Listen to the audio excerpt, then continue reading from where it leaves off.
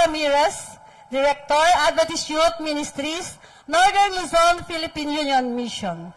Pastor Joshua M. Baldera, Director, Adventist Youth Ministries, Southern Luzon, Philippine Union Mission.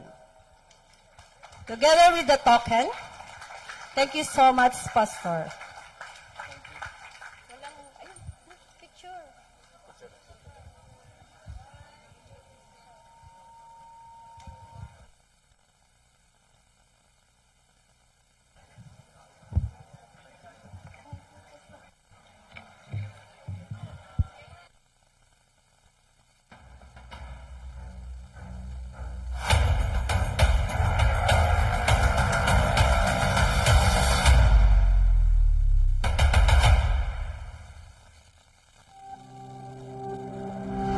Such a great experience po, and I was so happy nung nakarating dito, and yung vibe and the place, lahat po yung mga youth po nagkakaisa, and there's really a timpuyog here. There's a unity sa lahat po ng mga youth.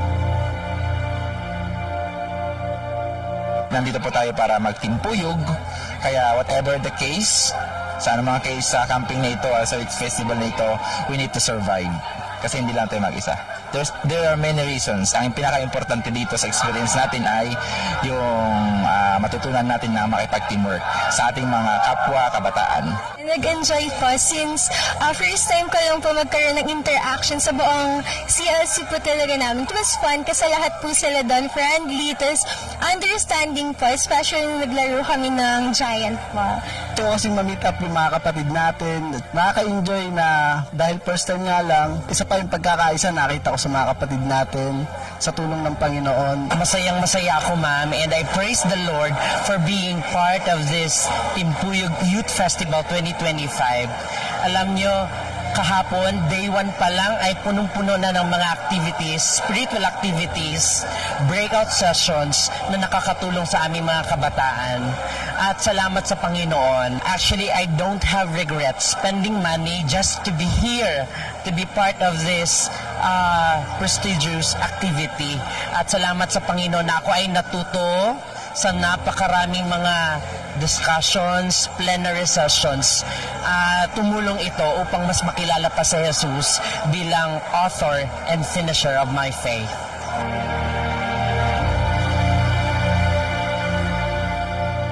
Discover po namin doon na marami palang mga bagay na pwede pong makuha about sa nataying, and very useful po talaga siya.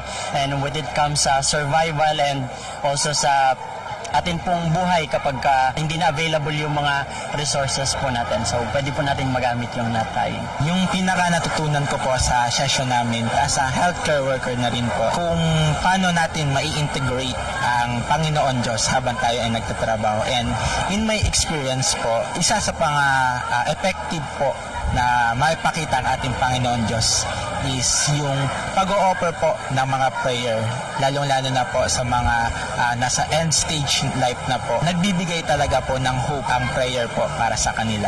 So as a youth po and one of the officer of Youth Federation, malaking tulong ito sa akin. Yung 3 main thing na natutunan ko po is yung surface, defining, and empowerment. So ayun po yung na-discuss ni Pastor kung paano mo ipapacilitate yung nararamdaman ng isang tao.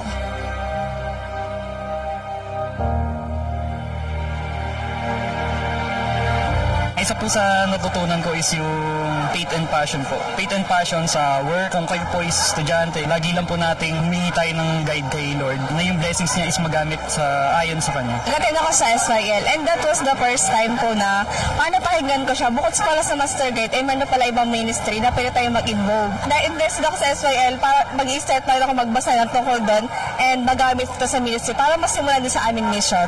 Ito palang SYL is sila yung magagabay sa mga kabataan, lalo sa panahon like ngayon, medyo ang mga kabataan kasi ngayon is medyo nanghihina na at pansin ko sa ibang mga local churches is pakunti na pakunti yung mga attendees ng Adventist Youth. So ngayon sa panahon ngayon, it's very important yung ministry na SYL, yung senior youth leader, kasi sila yung magiging gabay sa mga kabataan at magiging mentor.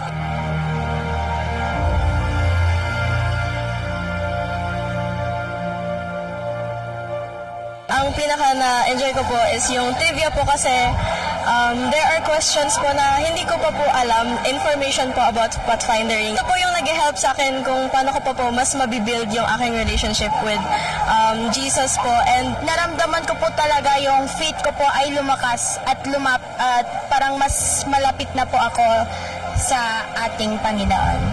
The art of listening is facilitating din po.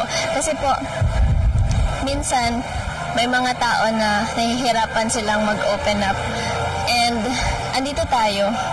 Tayo yung malalapitan nila. Minsan, hindi pa natin alam yung gagawin natin. Minsan, mas lalo natin silang naitutulak imbis na mas lalo silang mag-open up. Kaya po natutunan ko po doon na hindi mo kailangan minsan na magbigay ka ng advices or anything. All you need to do is to listen ng parang iparamdam mo sa kanya na may companion siya, na may makakasama siya. Kasi po, minsan yun lang yung kailangan niya para mag-open up and mas mapalago yung trust niya sa atin and sa Panginoon din po.